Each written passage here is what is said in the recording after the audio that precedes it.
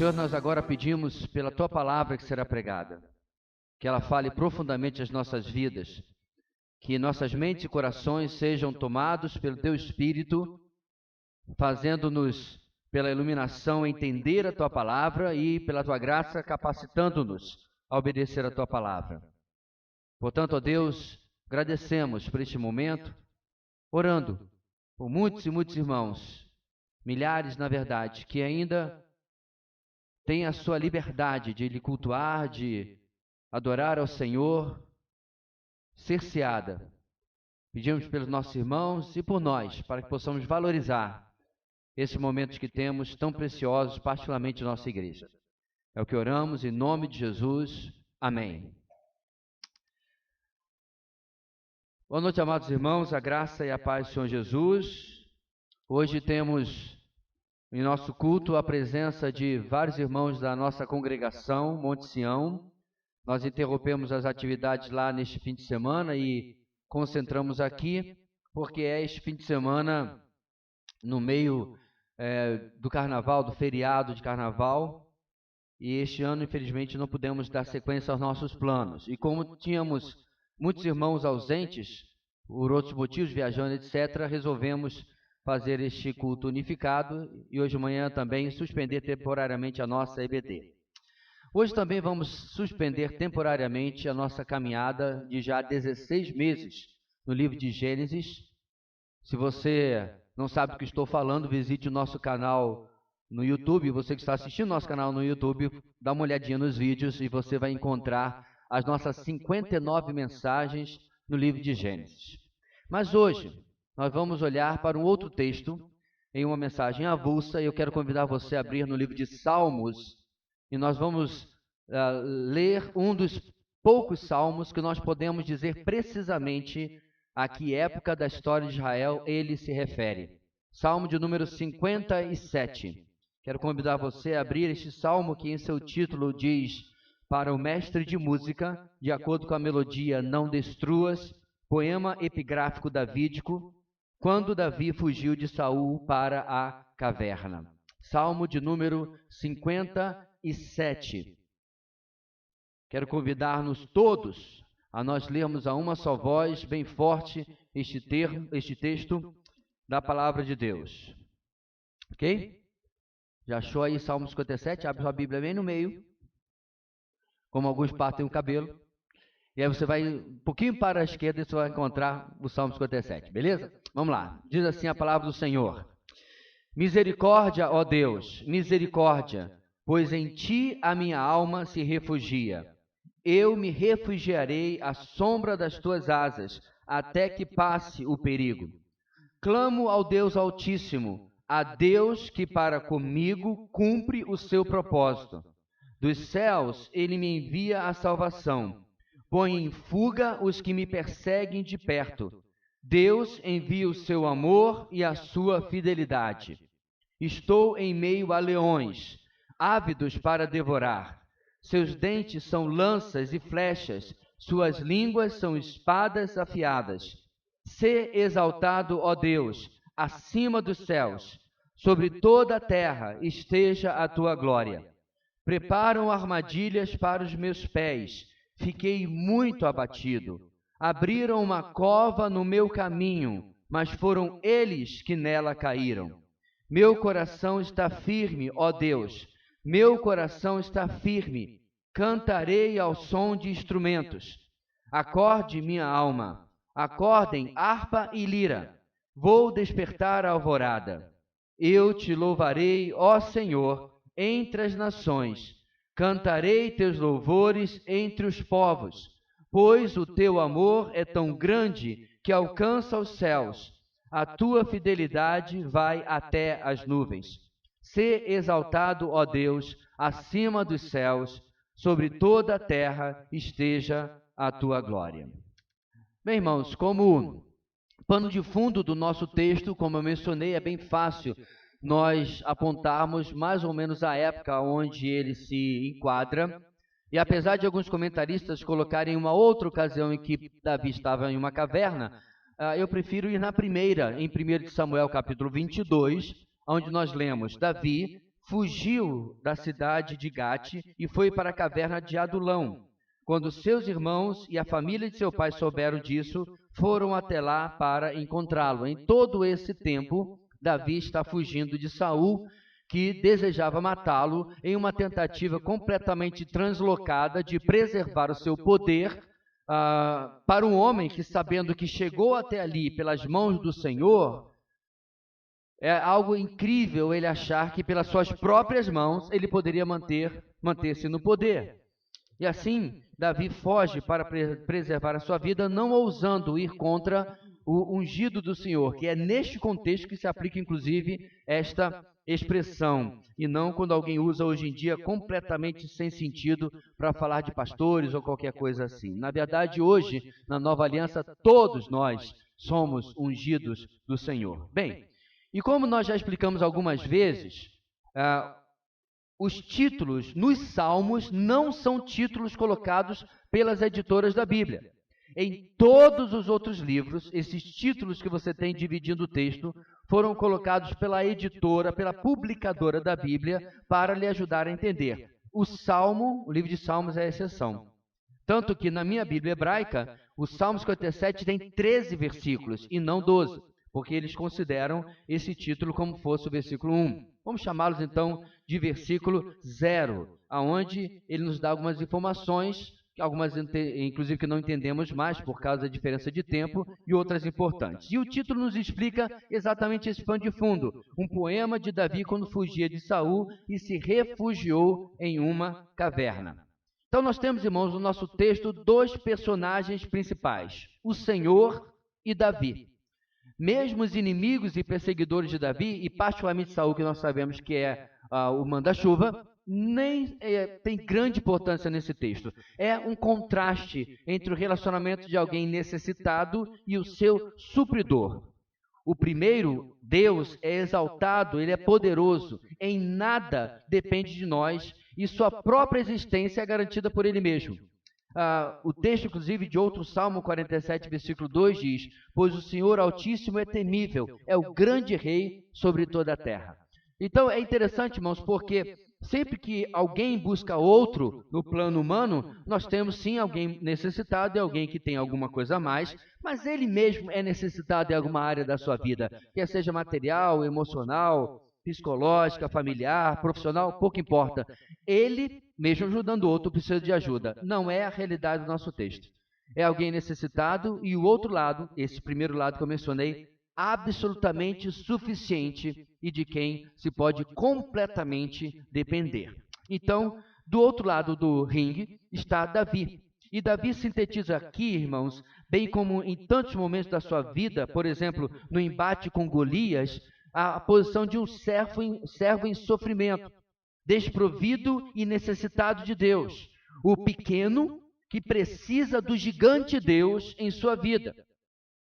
No Salmo 138, versículo 6, o próprio Davi diz: embora esteja nas alturas, o Senhor olha para os humildes e de longe reconhece os arrogantes. Então, neste nosso texto, esses dois lados completamente opostos se encontram. E o mesmo é verdade, irmãos, na vida de todo aquele que é servo do Senhor através da pessoa de Cristo. O Salmo 57 vem nos destacar, ou nos lembrar, melhor dizendo, o quão necessitados nós somos e como nós precisamos ver a nossa vida em uma falência de recursos. Pouco importa se você é rico ou pobre, pouco importa se você é doente ou sadio, pouco importa se você obedece ou manda, pouco importa absolutamente qualquer coisa na minha e na sua vida. Todos nós vamos enfrentar situações em nossas vidas de beco sem saída, de arapuca. Vamos enfrentar situações na nossa vida sem uma solução dentro da nossa condição. Ou mesmo quando podemos fazer alguma coisa, não podemos fazer toda a coisa.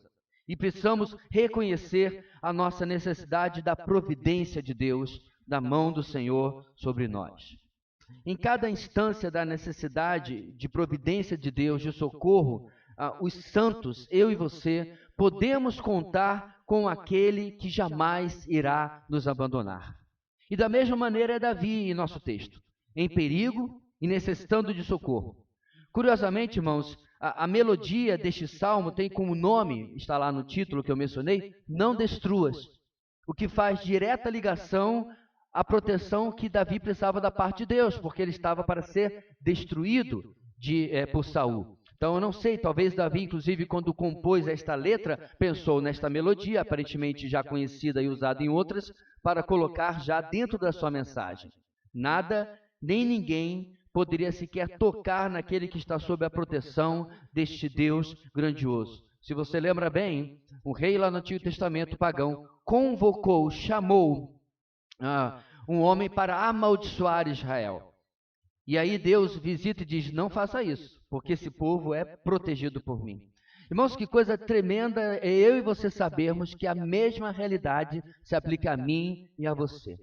Em um mundo evangélico que se fala tanto de Satanás, tanto do diabo, tanto do coisa ruim, do dedo magro e etc., a Bíblia nos fala exatamente o contrário, que absolutamente nada ele pode fazer, levantar sequer uma cutícula contra mim e contra você, porque nós estamos debaixo da proteção deste mesmo Deus. Nós estamos debaixo da proteção daquele que pode dizer, não destrua. Não se mova contra o meu ungido, que somos todos nós.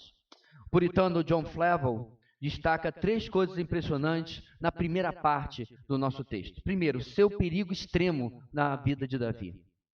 Segundo, seu fervoroso discurso a Deus em meio aos extremos perigos que passavam. E terceiro, John Flavel destaca os argumentos com os quais ele implora a Deus em seu discurso. Ou seja, Davi escreve, meus irmãos, uma receita para mim e para você de como buscar a Deus. Você já esteve naquela situação em que a coisa está tão ruim, pelo menos para você, que você não consegue nem orar? Leia o Salmo 57, ore o Salmo 57.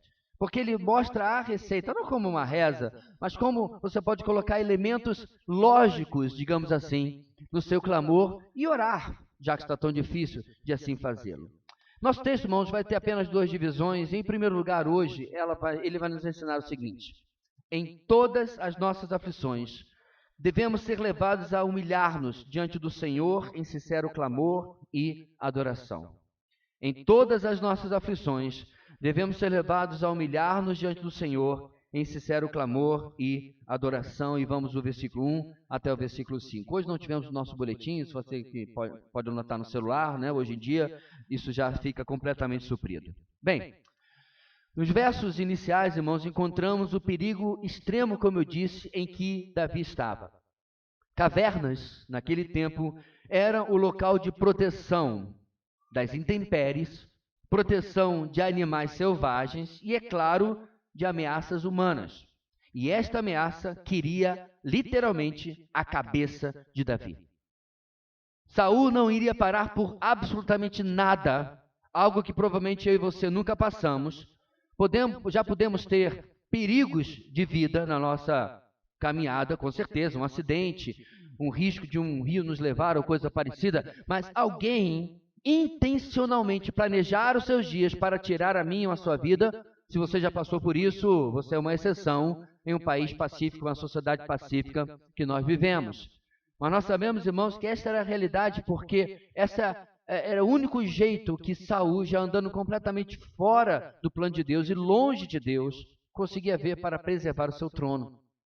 Davi morrendo, seus problemas acabariam, segundo ele pensava. E isso que é o grande e extremo perigo que Davi está passando. Contudo, mesmo as precauções, mesmo as cautelas que possamos utilizar em meio a perigos e ameaças, não devem e não podem ser elas as fontes da nossa segurança.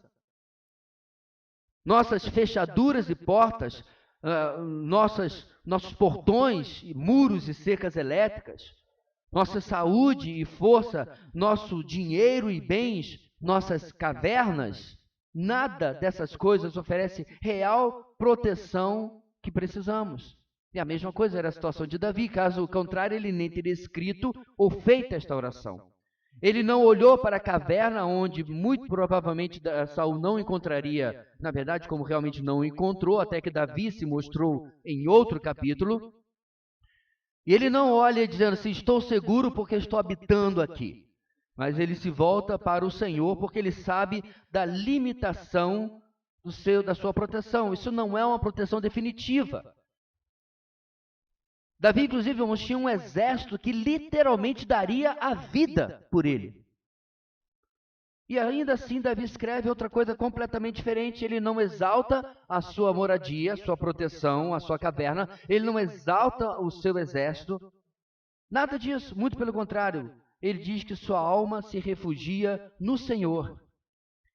E até nisso, meus irmãos, Davi mostra como que a sua real proteção nem não era física, mas espiritual. Não era material, mas era imaterial. Davi declara nas primeiras frases do seu texto como ele está confiando que o Senhor está guardando a sua vida, mesmo que alguma coisa física aconteça com ele, mesmo que algo físico venha sobre ele. E aí eu lembro, meus irmãos, daquilo que o Senhor Jesus nos fala: não tema aquele que pode tirar a sua vida, mas tema aquele que pode tomar a tua alma e enviá-la ou colocá-la no inferno.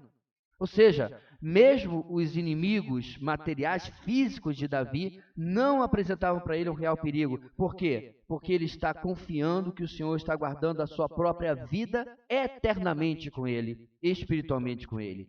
Mas, mesmo que tudo seja tirado daquele que colocou a sua confiança no Senhor, nada será realmente retirado. Pois ele, como diz o texto, está refugiado no Senhor. Meus irmãos, essa foi a diferença de como, que fez a diferença na vida de Jó, de como ele encarou tudo aquilo que nós sabemos que aconteceu com ele no seu livro. Ele perde seus filhos, seus bens, sua saúde, tudo se foi. Mas ele continua seguro no Senhor. Ele continua guardado pelo Senhor. E aí eu lembrei do texto do salmista Asaf no Salmo 73, onde no final ele escreve: a quem tenho nos céus senão a ti, e na terra nada mais desejo além de estar junto a ti. O meu corpo e o meu coração poderão fraquejar, mas Deus é a força do meu coração e a minha herança para sempre. Convicção de uma eternidade onde nada poderá nos atingir faz empalidecer, irmãos, qualquer ameaça que possamos sofrer aqui. Mesmo que estivesse na situação de Davi, uma ameaça de morte física, o que realmente é a morte física para aquele que não pode mais ser morto espiritualmente? Amém? Para aquele que está acima de qualquer ameaça eterna por causa da obra de Cristo Jesus nas nossas vidas. Mas ainda no versículo 1, o salmista também mostra a sua confiança no Senhor quanto àquilo que ele está passando fisicamente. No Senhor, à sombra de suas asas, ele vai se refugiar até que passe aquele perigo que ele estava enfrentando. Ou seja, quer seja espiritualmente e eternamente, quer seja materialmente e temporariamente, o Senhor está sempre guardando a nossa vida. O Senhor está sempre protegendo a nossa vida. Está sempre, irmãos, guardando-nos debaixo à sombra de suas asas. Contudo, esse clamor e esse refugiar no Senhor não é, irmãos, da parte de Davi, não deve ser da nossa parte algo passivo. Não é algo, irmãos, de quem está em desespero, que não sabe o que fazer, não. Não é um ato de desesperança, mas pelo contrário, é um ato de plena esperança. É um ato de convicção, é um ato de fé, é um ato de confiança. Porque eu e você podemos orar desta maneira, mas está, digamos assim, proverbialmente falando, em posição fetal, deitado, chupando o dedo na cama. Podemos fazer esta oração e, na prática, estamos com os joelhos tremendo, batendo um no outro. Não é o caso de Davi. Estou recorrendo, diz Davi, ou pensa Davi, à pessoa certa. Estou no lugar certo, ou seja, debaixo da sua proteção. No verso 2, Davi fala que clama ao Deus Altíssimo. Título que é mencionado pela primeira vez no encontro de Abraão com Melquisedeque, lá em Gênesis. Davi clama àquele que não pode ser comparado com os homens, nem comparado com os falsos deuses. Este é o Deus da história de Davi. Ele lembra, meus irmãos, do que o Senhor já fizera em sua vida, porque este é o Deus que não deixa nada fugir do seu controle. Muito pelo contrário, diz o texto, ele é o Deus que para comigo, diz Davi, cumpre o seu propósito. É como se Davi estivesse falando, irmãos, como outro texto bíblico: não morrerei, mas contarei os feitos do Senhor. Não é Saul que define a minha vida, a minha história, mas é o Senhor. Não é esse diagnóstico, antes é o Senhor. Não é esta ou aquela situação na minha vida, antes é o Senhor. Porque, diz o texto, Ele cumpre o seu propósito para comigo. Meus irmãos, diante dessa percepção sobre o Senhor, o rei Davi ainda não é rei aqui, é claro, mas ele não é leviano nas suas orações. Ele não está orando por orar, não é apenas algo protocolar. Diz o texto que ele clama. É interessante, meus irmãos, porque eu não acredito que nada na Bíblia seja uma mera coincidência de palavras. Ele não diz eu peço, eu oro, ele clama. Ele chora. Clamar, irmãos, é uma expressão que vai além do ato de orar e invocar a Deus. Clamar invoca, na verdade, fervor, intensidade de oração. É orar em santo ardor. No Salmo 18, versículo 6, o texto diz: na minha aflição clamei ao Senhor. Aflição, clamor. Gritei por socorro a meu Deus, do seu templo. Ele ouviu a minha voz, meu grito chegou à sua presença, aos seus ouvidos. Assim, irmãos, mesmo sabendo o que o Senhor fez, Davi permite que isso alimente o seu fervor, em lugar de causar frieza, como quem diz: eu já sei o que o Senhor fez, então Ele vai fazer de novo. Muito pelo contrário, irmãos, ele está em aflição, então quando ele olha para o seu passado, para o histórico de Deus, para o seu relacionamento com Deus, isso é como colocar lenha na fogueira da sua oração. Aumenta o seu fervor. Em lugar dele dizer, Deus já fez, ou então, Deus vai fazer aquilo que ele tiver que fazer. É interessante, irmãos, porque alguns acreditam que, quando falamos da soberania de Deus, estamos tendo uma postura fatalista. Vai acontecer mesmo, para que eu vou orar? Perceba que em Davi é exatamente o contrário. A convicção do controle de Deus, a convicção da soberania de Deus, faz Davi orar com mais fervor. Faz Davi orar com mais paixão, com mais ardor. Há uma dimensão, irmãos, que nós não entenderemos plenamente nesta vida. Há uma dimensão misteriosa nos propósitos de Deus e na providência de Deus, em que nisso Ele determinou a participação da minha e da sua oração. Nós já tivemos uma EBD aqui longa sobre esse assunto. E nós podemos falar e falar, se Deus sabe de todas as coisas, se Deus vai fazer o seu propósito, se Deus salva aquilo que Ele deseja, por que orar? Eu poderia simplificar, meus irmãos, e dizer apenas porque Ele ordenou, o que já seria uma ótima razão, o que já deveria nos bastar. Mas eu acredito naquilo que eu acabei de falar. Existe uma dimensão misteriosa em que Deus, soberanamente, coloca as nossas orações dentro do seu propósito, porque Ele sabe que nós vamos orar e espera que nós oremos como Davi faz, com ardor, com dependência, inclusive porque sabemos que os seus propósitos eternos jamais falharão e nenhum dos seus planos pode ser frustrado, para tomar emprestadas as palavras de Jó. John Flavel, que eu mencionei agora há pouco, comenta que a palavra traduzida no nosso texto, cumpre o seu propósito, vem da raiz hebraica da palavra perfeito, mas também dos verbos desistir e cessar. E perfeito, irmãos, porque quando alguém realiza um trabalho, ou quando alguém aperfeiçoa algo, este alguém chegou ao final do seu trabalho, cessou o seu trabalho. Não há mais o que fazer. O mesmo Davi declara novamente no Salmo 138, o Senhor cumprirá o seu propósito para comigo. Mesma palavra. Davi era um homem, meus irmãos, que entendia que a sua vida não era governada pelo acaso, pela coincidência, e que ele não precisava temer, mesmo quando a coisa estava feia. Mesmo quando a coisa estava difícil. E todos nós, irmãos, vamos enfrentar isso. David Phelps, que é um cantor que eu gosto muito, tem uma música que diz, quando eu enfrentar aquele vale que toda alma tem que passar. E eu creio que na música ele está se referindo ao vale da sombra da morte, o vale da nossa hora final. Na letra ele diz, eu confiarei naquele que conhece o caminho. Irmãos, é incrível como Deus planejou algo para nós tremendo, porque Ele não é o Deus que não conhece a nossa experiência. A única coisa, meus irmãos, que eu e você experimentamos, que literalmente eu creio que Jesus não experimentou, foi a nossa doença. Mas a dor, o ferimento e a morte participaram da sua experiência aqui na terra. E absolutamente todas as coisas, inclusive esta, nosso chamado pior inimigo, nós podemos confiar que Ele sabe exatamente como nos guiar, como nos orientar e como cuidar de nós. Ou seja, Ele vai aperfeiçoar tudo na nossa vida.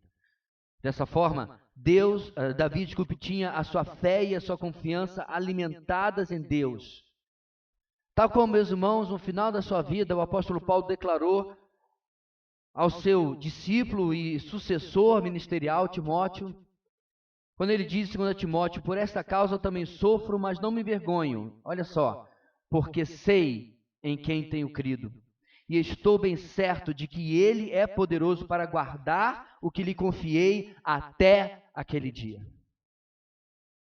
É preciso, meus irmãos, em dias de insegurança, nós reafirmarmos para nós cada vez mais a proteção e a segurança dessa proteção de Deus sobre a nossa vida. De que não estamos largados de algum canto, mas o Senhor está guardando cada passo da nossa existência. No verso 3, Davi desenvolve ainda mais a sua confiança, ou sobre a sua confiança no Senhor, e ele justifica por que podemos ainda mais confiar nele. Sendo esse Deus o Deus Altíssimo, o Senhor elevado, acima deste mundo, acima dos nossos problemas, ou como nós dizemos na nossa vida, o Deus, na teologia, o Deus transcendental, o Deus que transcende este mundo, mas também sendo Ele o Deus presente, o Deus que participa, o Deus que intervém em nossas vidas e por nossas vidas, ou como falamos na teologia, o Deus imanente, de uma forma ou de outra, como diz o antigo cântico, descobri então que Deus não vive longe lá no céu sem se importar comigo, e Davi vivenciou isso, diz o texto, versículo 3, em ver a salvação, a libertação de Deus, vez após vez, naqueles dias em que fugia de Saul. E por quê, meus irmãos? Porque Ele mesmo, Deus, nunca falha naquilo que promete. A nossa segurança, meus irmãos, não está apenas naquilo que Deus, porventura, tenha feito na nossa vida, como Davi faz, apesar disso ser verdade. O histórico de Deus, o currículo de Deus conta e conta muito. Mas a nossa segurança também está, meus irmãos, naquilo que Deus é.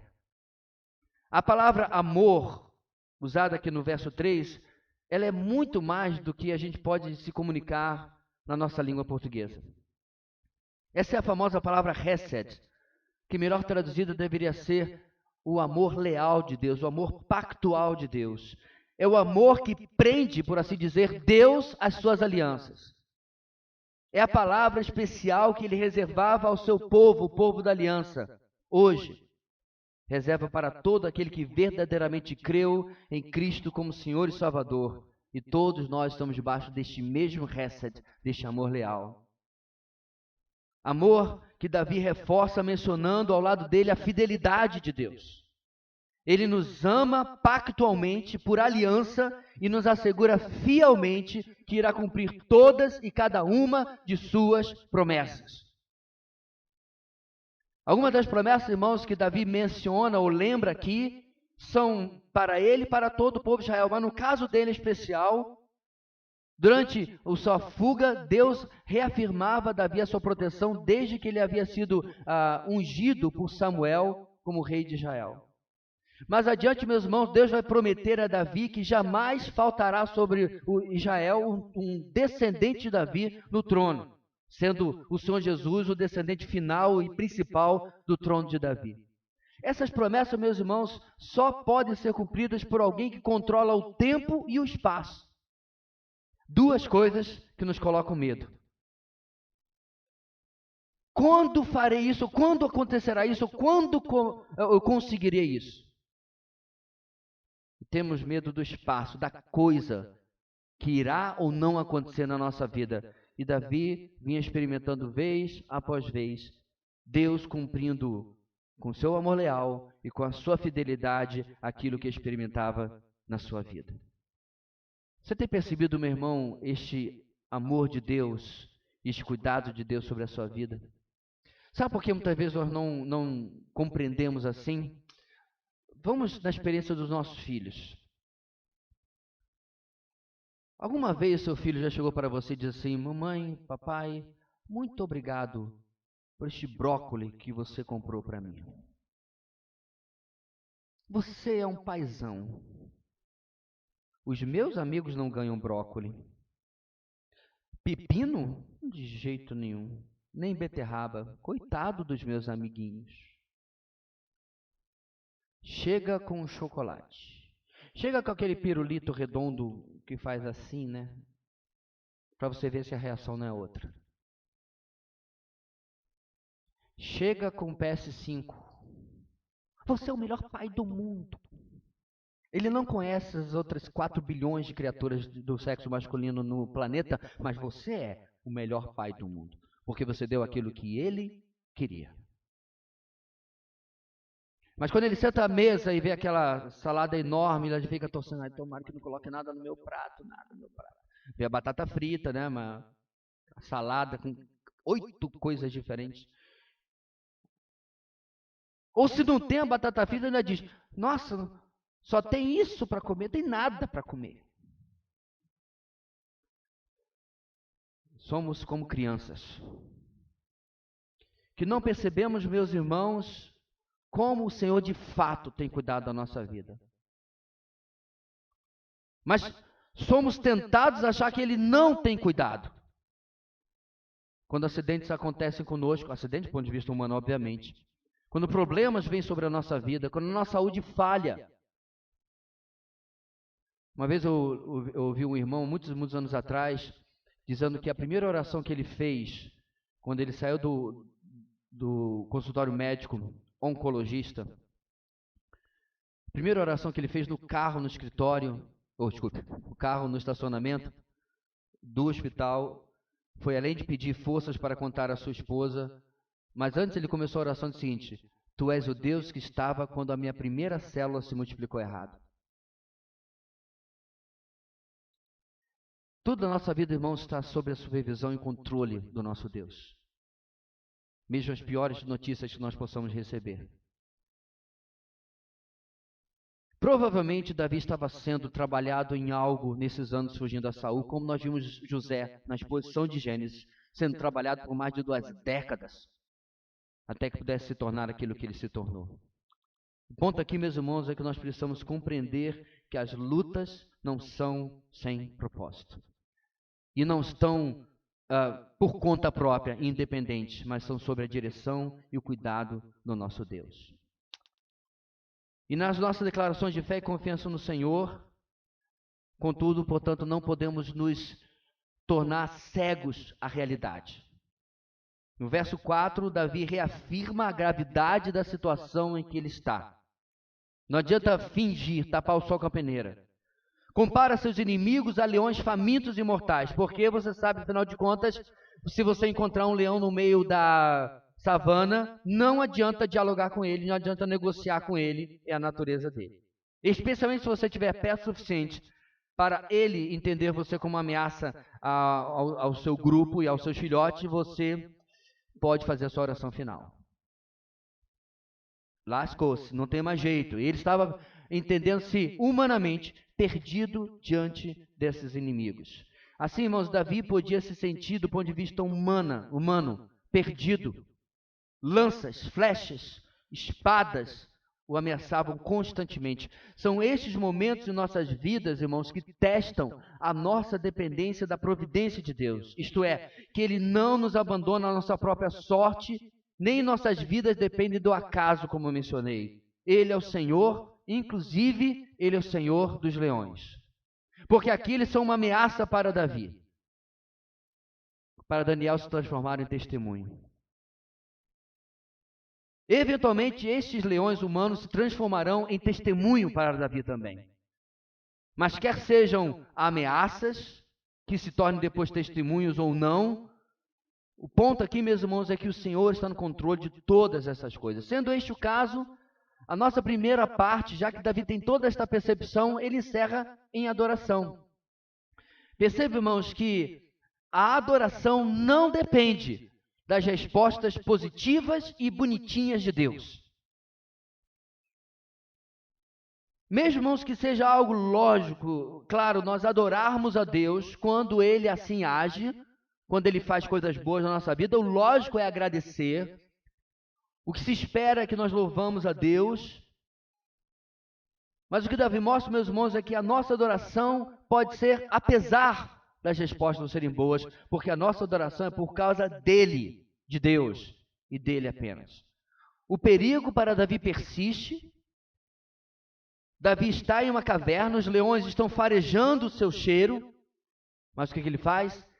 Ele adora o Altíssimo que está nos céus, ele adora o Deus que está presente ao seu lado aqui na terra também.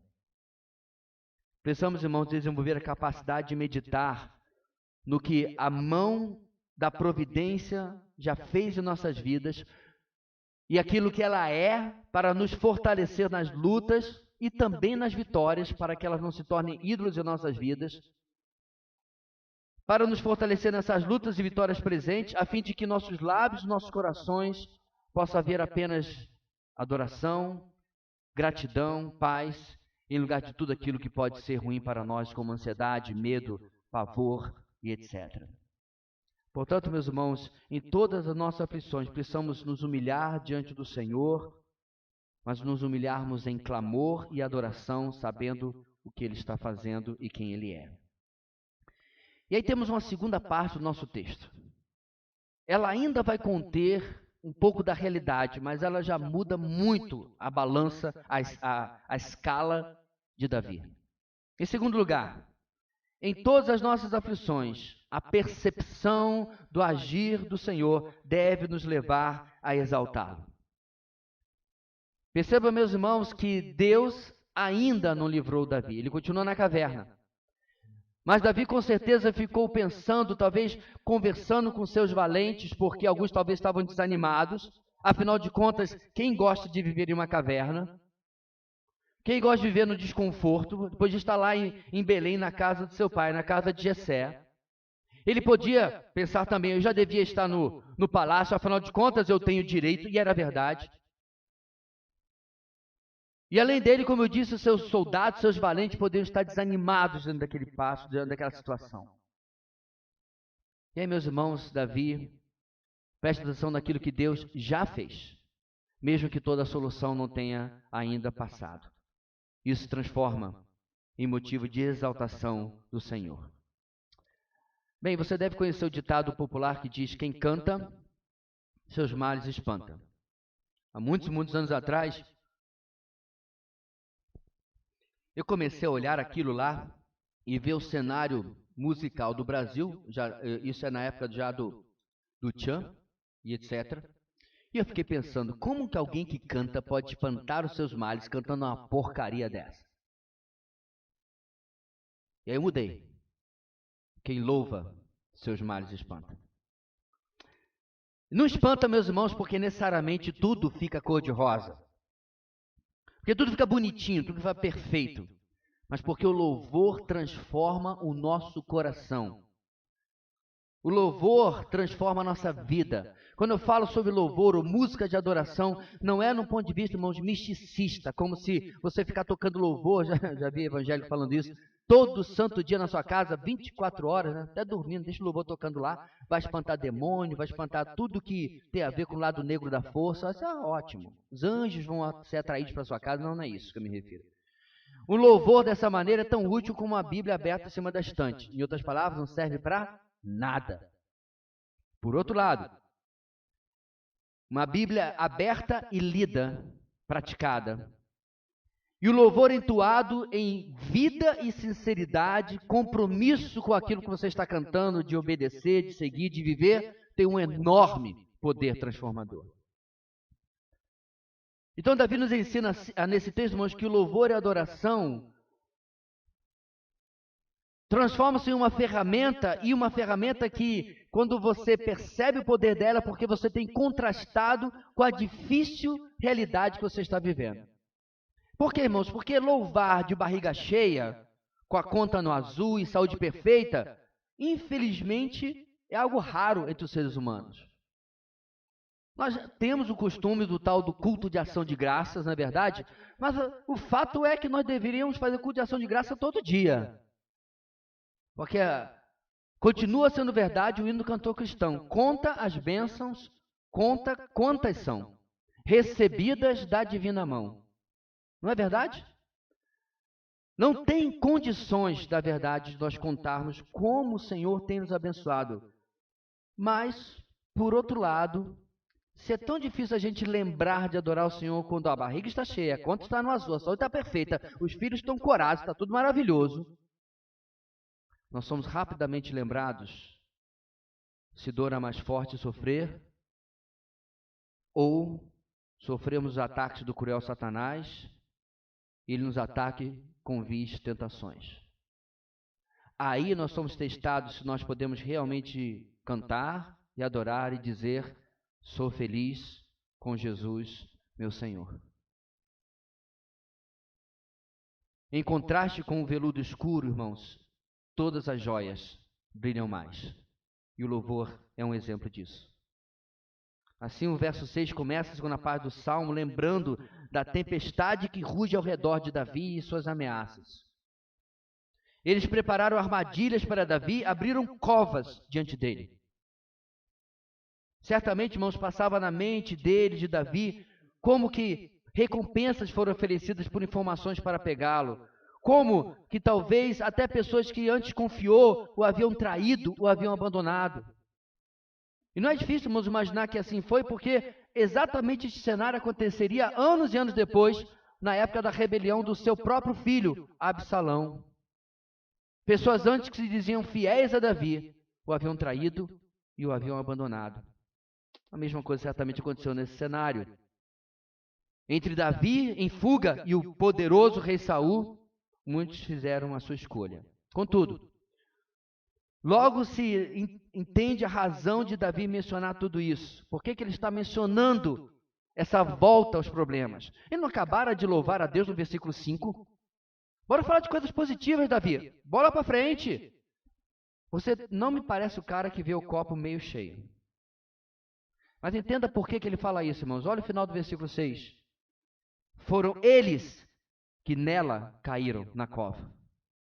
Davi volta, irmãos, à tempestade para dizer: eles estão sendo levados pelos ventos. Ele volta aos leões para dizer: eles estão virando presa. Ele volta à cova cavada para dizer: são eles que estão caindo nisso. O Senhor havia revertido os planos contra Davi para planos contra os seus inimigos. A realidade, irmãos, está sendo transformada pelo Deus que se faz presente e participante nela. Pela história, nós sabemos que isso ainda não era a libertação final e total de Davi. De fato, Davi ainda fugiria de Saul por muito tempo, por um bom tempo, chegando inclusive a se esconder em outras cavernas e em Engedi, lembra? Aonde ele tem a chance de tirar a vida de Saul. Saul vai até esta caverna e Davi e os seus homens estão no fundo, prendendo a respiração para não chamar a atenção, não fazendo barulho. E Saul estava numa posição completamente vulnerável porque ele estava fazendo as suas necessidades. Aqui diz o texto. E Davi vai até ele, em lugar de tirar a vida de Saul e acabar com seus problemas, ele apenas corta o manto. Você lembra o que acontece com Davi? Diz que em algumas traduções seu coração bateu, palpitou. Ele só cortou um pedacinho de pano. Pano. Tá, era o manto real. Mas ele não cortou o dedinho mindinho de Saul. Ele não cortou nem o cabelo dele. Só a ponta do manto. Por quê, meus irmãos? Porque Davi não estava disposto a tomar em suas próprias mãos a solução dos seus problemas. Nesta caverna, no capítulo 22, ou na caverna seguinte, no capítulo 24, ele continua confiando e louvando a Deus para ver o que Deus vai fazer. Davi, irmãos, surpreende na história de Israel porque, sendo quem ele era, rei, guerreiro, poderoso, Quando seus inimigos estavam lá, vindo contra ele ou oferecendo algum tipo de ameaça, quando era rei, o que ele fazia? Ele fazia um altar, um holocausto e consultava o Senhor.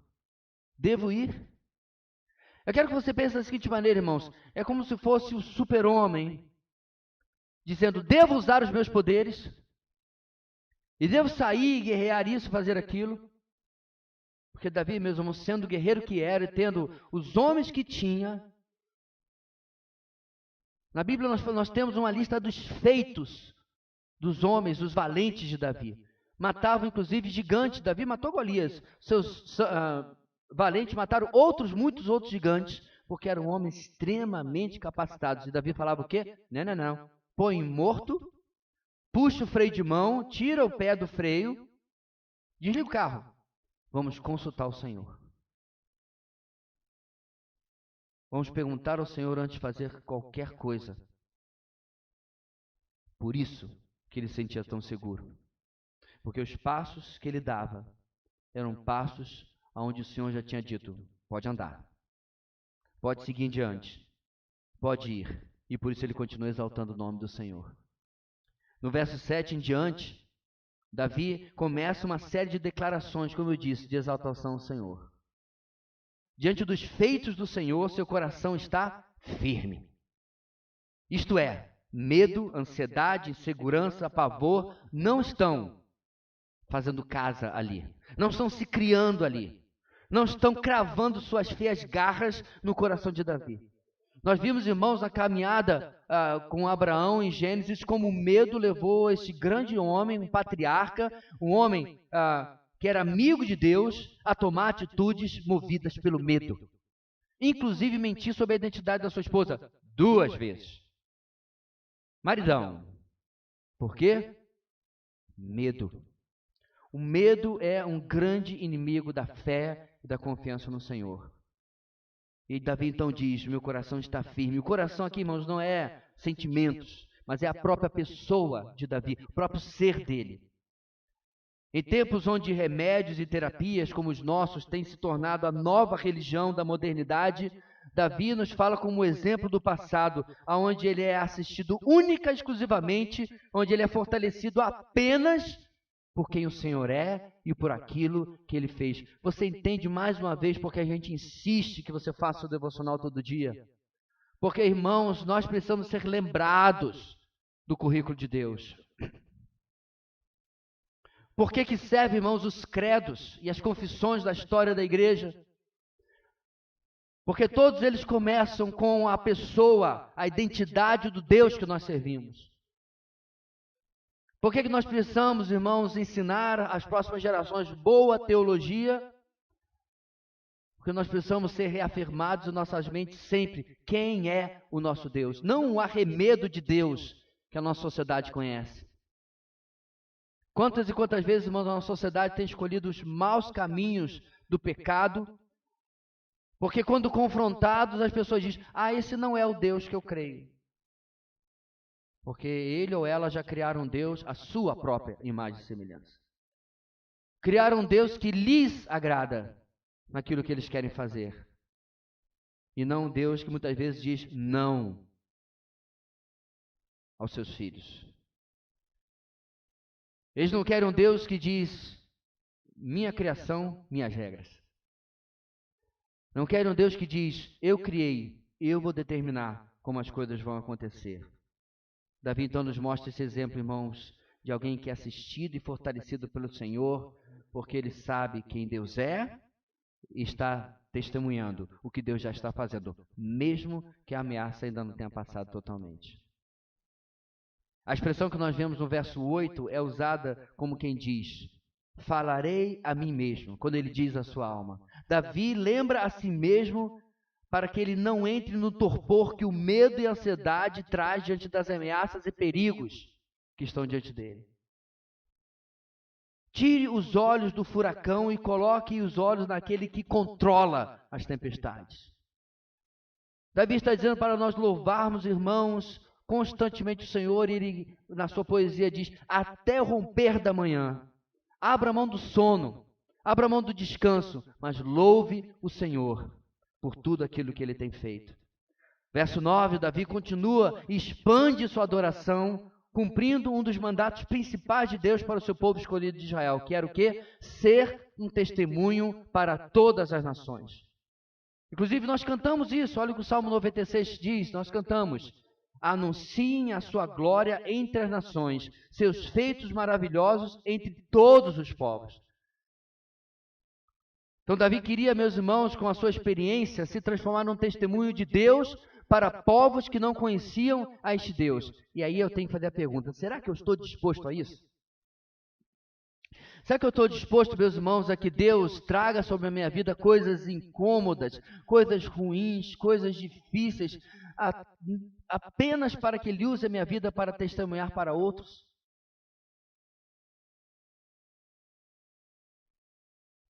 Quando Deus permitiu, irmãos, que Jim Elliot e seus companheiros morressem nas mãos dos índios Aucas, conta-se que nos anos seguintes houve um enorme despertamento que já acontecia, mas ainda maior, de missões.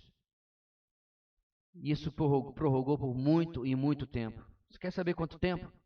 No acampamento do Palavra da Vida em Mariporã, em São Paulo, onde nós íamos constantemente, no momento de retiro e tudo mais, e nas férias adolescentes e jovens vão para lá. Há um mural pintado, uma floresta, um rio e um pequeno avião amarelo. Eu já perdi a conta de quantas pessoas me disseram que não conheciam a história, perguntaram sobre a história, aprenderam a história, e aquele foi o começo do seu despertamento. Hoje meus amigos estão espalhados pelo mundo inteiro. Ele tinha razão. Não é tolo aquele que dá o que não pode reter, para ganhar o que não pode perder. Só a eternidade vai saber, meus irmãos, o que o sofrimento que aqueles irmãos sofreram, passaram, e principalmente as suas famílias, redundou de testemunho e de glória para o Senhor, sem contar a salvação dos próprios Aucas. Precisamos anunciar, irmãos, o que o Senhor tem feito, mesmo que nos custe alto preço. E por que devemos fazer isso? Davi, para justificar porque devemos anunciar os feitos do Senhor, custe o que custar, retorna ao que havia dito no versículo 3. E nos fala novamente do amor pactual de Deus, o amor leal de Deus, Hesed. Fala novamente que Deus cumpre o que promete. Ele, o nosso Deus, irmãos, é o Deus de pactos. É o Deus que jamais se permitirá ser menos do que completamente fiel aos seus eleitos. Aos Romanos, Paulo pergunta: a sua infidelidade anulará a fidelidade de Deus? E mesmo Paulo responde: de jeito nenhum, de maneira nenhuma. Paulo aos Tessalonicenses assegura que o próprio Deus da paz os santifique inteiramente, que todo o espírito, a alma e o corpo de vocês seja preservado irrepreensíveis na vinda de nosso Senhor Jesus Cristo. E aí ele remata: aquele que o chamou é fiel e fará isso. Mais uma, a Timóteo, seu filho, ele garante: se somos infiéis, ele permanece fiel, pois não pode negar-se a si mesmo.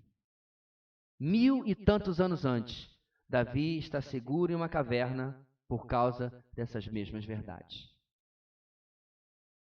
Então, se essas verdades serviram para alguém que tinha a cabeça a prêmio, cuja vida corria risco, será que não serve para nós?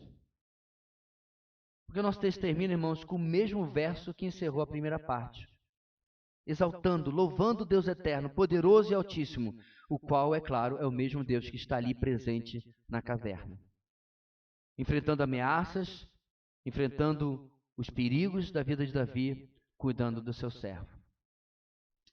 Tem essa história que eu já contei algumas vezes, que durante a execução de alguns prisioneiros em um campo de concentração, um homem revoltado cutucou o rabino do seu lado e perguntou a ele: aonde está Deus? Revoltado em ver os seus companheiros sendo enforcados. O rabino ficou 10 vezes mais revoltado e indignado com a pergunta daquele homem. E olhou para ele dizendo assim: você quer saber aonde está Deus? Deus está ali.